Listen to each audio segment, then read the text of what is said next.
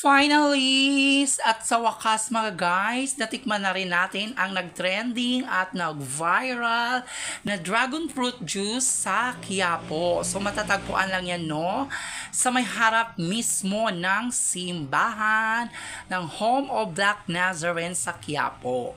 So ayan guys, tamang-tama nga naman at totoo ang chika at nag-viral talaga to ng bonggang-bongga ang dragon fruit juice na to mga ka-achuchu. So kasama ko si Ma'am Beck.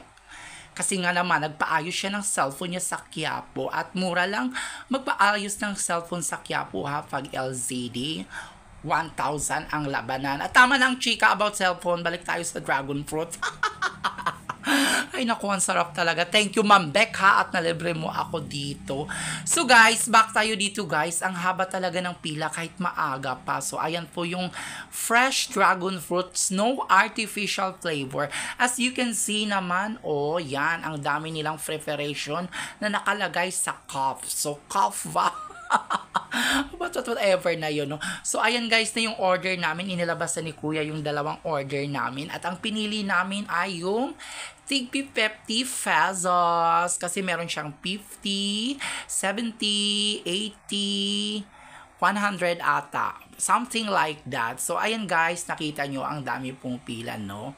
Tsaka yung katabi nitong dragon fruit, may mga nagtitinda din ng mga burger na bongga din yung kanyang mga fatties at tsaka kanyang mga palaman ng burger.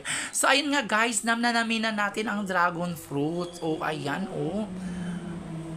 Ang sarap talaga guys. Tingnan mo naman yan guys. Wala na akong masabi guys. At ayan yung mga guys, souvenir ng mga sticker ng mga sikat na vlogger na nagpupunta lang dito at dayuhin yung kanilang dragon fruit juice. In fact, andun yata yung sticker ng team ng Kapuso Kapuso Jessica Soho team. Andun guys. Slang si Akla, Amerikana. Ayan na nga yung dragon fruit. Ayan na si Ma'am Beck, besing-besing. Ano ko Ma'am Beck ha? Patig 50 lang yung binili mo sa akin. Napagod ako, charot lang. Ayan. So, ayan guys, winner sa order talaga. Ang aga-aga pa niyan. Pero, nakita nyo naman guys, medyo mahaba-haba na yung pila. Talaga yung mga tao naman, after magdasal, gugutumin ka rin naman talaga pag ikaw ay nagpunta ng Quiapo at madaming choice. Ayan na siya. Ayan. Nakanamnamin na natin yan, girl. Aba, walang lipstick, kulay na pink na pink. Kumuha ka kaya ng kulay ng pink na yan, lagay mo sa kuko mo para matakpan yung konting dumi ng kuko mo, akla ka. Oy guys, malinis yung kuko natin ha. Normal lang naman yun na may konting dumi yung kuko. So ayan guys, pauwi na kami yan guys. Ayan na sana ate, may mga bit-bit na mga ayan si kuya. Ayan pa. Ayan, hanggang napunta kami ng guys.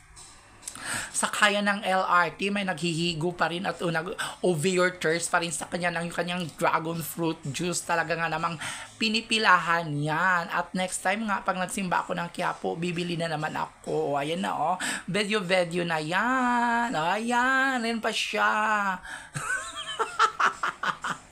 Mabuhay ang dragon.